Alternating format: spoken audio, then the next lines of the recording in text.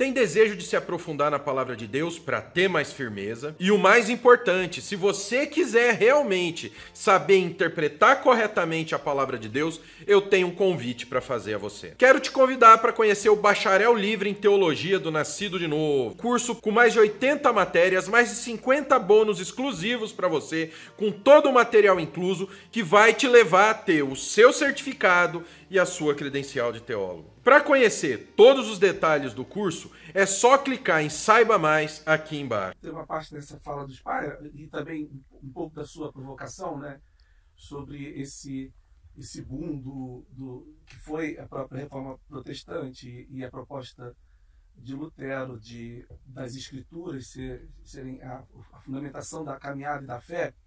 E isso vai provocar uma sociedade, a leitura, a Bíblia como o primeiro livro ser impresso e apresentado para a Europa toda. Enfim, eu quero falar um pouco sobre essa realidade do Brasil, mas a gente não pode negar o fato de que o sucesso dos cristianismos na Europa, seja ele do recorte católico, seja ele do recorte protestante, na sua variação, né, na sua multiplicidade, se dá, sobretudo, e talvez o sucesso e a riqueza e esse avanço europeu se dá sobretudo pelas ideias de colonialidade. A gente não pode negar o fato de que a riqueza da Europa se dá muito pela exploração de um continente africano que é visto como um continente amaldiçoado. A gente não pode negar o fato de que, por exemplo, os Estados Unidos nasce com missionários, com a igreja que chancela a colonização do continente africano, a exploração da mão de obra humana. E você não pode negar o fato de que esses missionários tinham uma Bíblia na mão direita e na mão esquerda eles tinham um chicote. Então essa é a grande realidade difícil de ser lida dentro desse universo. Eu sou um pastor batista.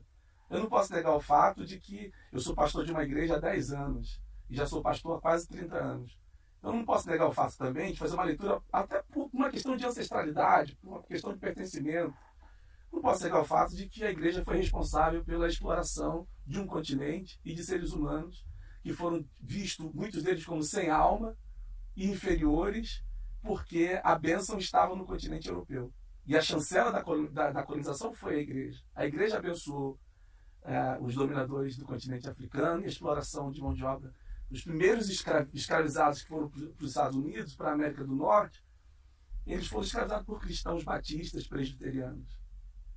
Então isso é ruim de se ler. Então o que se vê hoje aqui acho que é um salto a partir de 1866, quando começam a chegar os primeiros batistas, presbiterianos, que estão advindos do sul agrário norte-americanos, derrotados pela Guerra Civil, pela Guerra da Secessão, e eles têm a intenção de estar reproduzindo um modelo num lugar que aceitasse a escravidão. O Brasil ainda é império. Então eles vêm para cá com essa intenção, não é de trazer a mensagem do evangelho apenas, mas é de impor um pensamento, uma ideia e uma teologia dominante. Isso acontece no Brasil. Final do 19, você vai encontrar muito, e com a República, com o advento da República, há uma expectativa dos centros missionários, que são Estados Unidos, Virgínia, Richmond.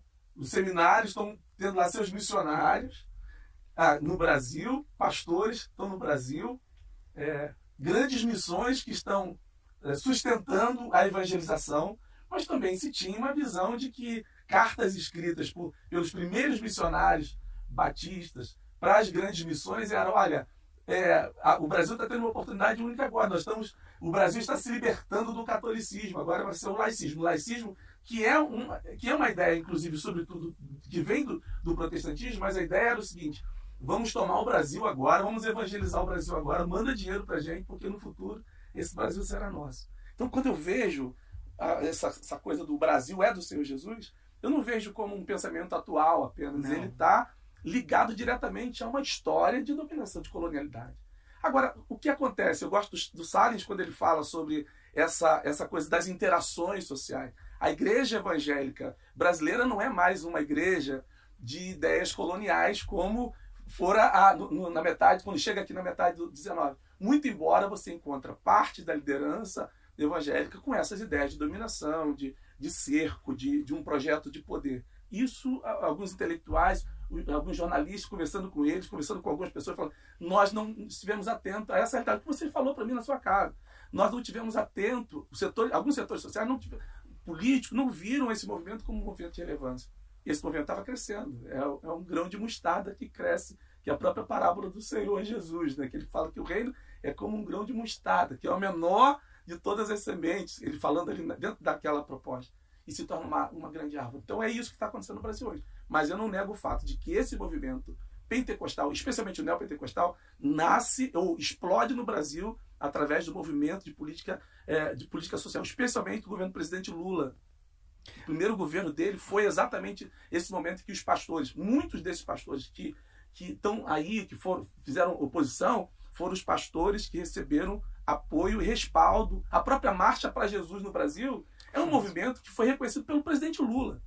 Então, eu gosto de elencar isso. Quando eu vi uma movimentação, estou falando demais, já vou parar, uma movimentação que as igrejas serão fechadas, o comunismo está vindo para o Brasil, vai matar crianças, não sei o quê. Eu falei, cara, é uma capacidade incrível de perder a memória da história. Porque... Se dormiram 2002 e 2003, quando as igrejas, por exemplo, eles diziam que as igrejas iriam fechar, era uma coisa muito interessante, que toda igreja que não for um templo físico, que for uma igreja de garagem, vai perder o alvará.